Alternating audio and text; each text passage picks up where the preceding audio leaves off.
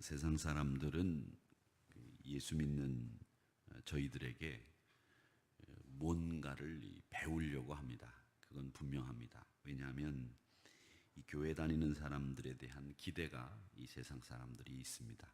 그분들이 아무리 교회 다니는 사람들이 어떻고 저떻고 이 얘기를 하고 교회가 이러쿵저러쿵 해도 이 교회 다니는 분들이 그냥 일반 예수 믿지 않는 사람들하고는 다른 삶을 산다라고 하는 것은 분명히 알고 있습니다.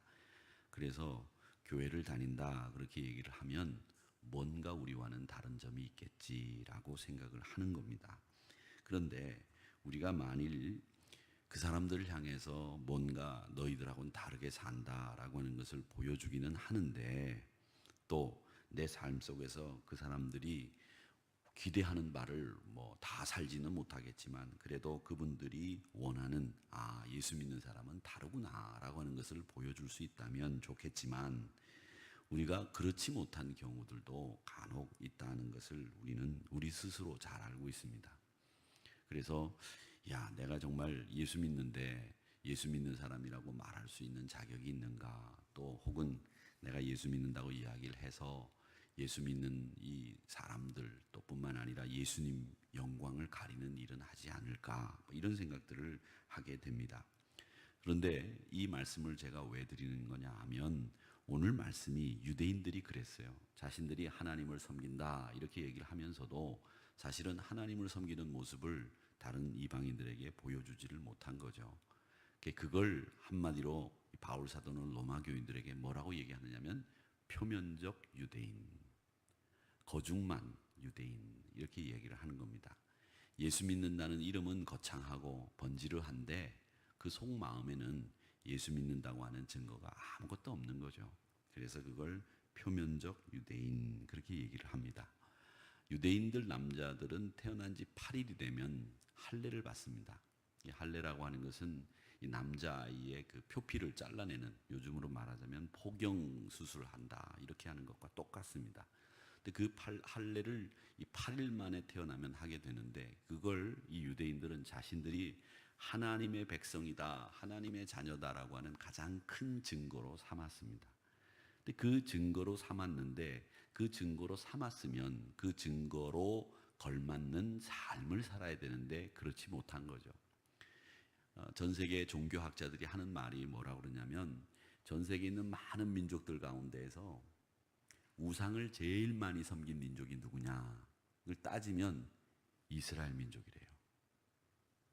참 묘하죠. 가장 많은 우상을 섬겼던 민족이 역사적으로 이스라엘 사람들이라는 거예요.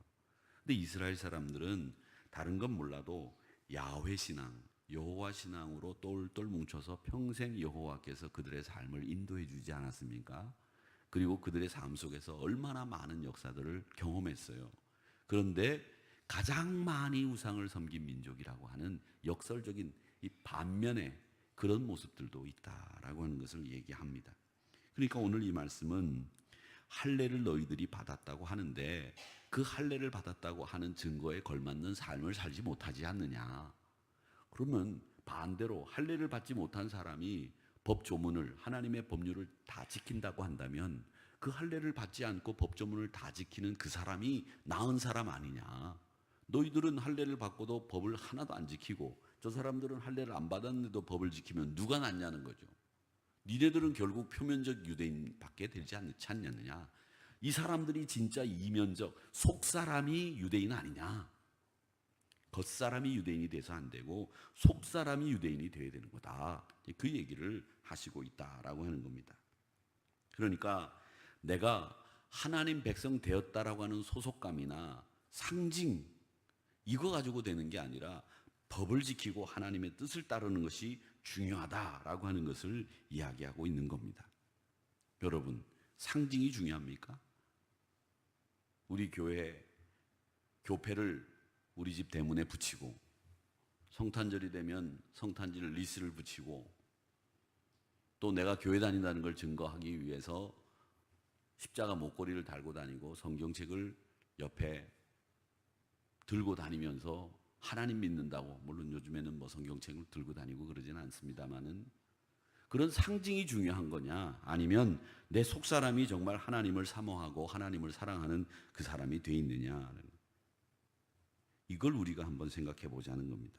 이건 유대인들만의 문제가 아닙니다. 교회를 다니고 있는 우리들의 문제이기도 하고 저의 문제이기도 합니다. 우리가 그리스도인이라고 하는 것을 상징을 어떻게 나타나며 살고 있느냐, 어떤 내용의 삶을 살고 있느냐. 우리도 하나님의 백성이죠. 유대인하고 똑같이. 유대인들은 가죽의 할례를 받았지만 우리는 할례를 어디다 받았느냐, 한번 생각해 보세요. 어디다 할례를 받았느냐? 내 혀에다 할례를 받았느냐, 내 마음의 할례를 받았느냐, 내 생각의 할례를 받았느냐. 할례를 하나도 받지 않았다고 한다면 할례를 받아야 되죠.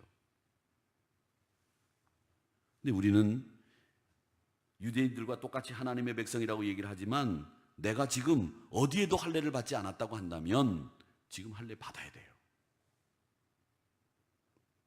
기도하고 찬송 부르고 헌금하고 교회 출석하고 성경 공부하고 구역 모임 참석하고 헌신하고, 여러분 어쩌면 그게 우리가 외적이고 형식적인 신앙생활로 우리 삶을 꾸며가고 있는지 모릅니다.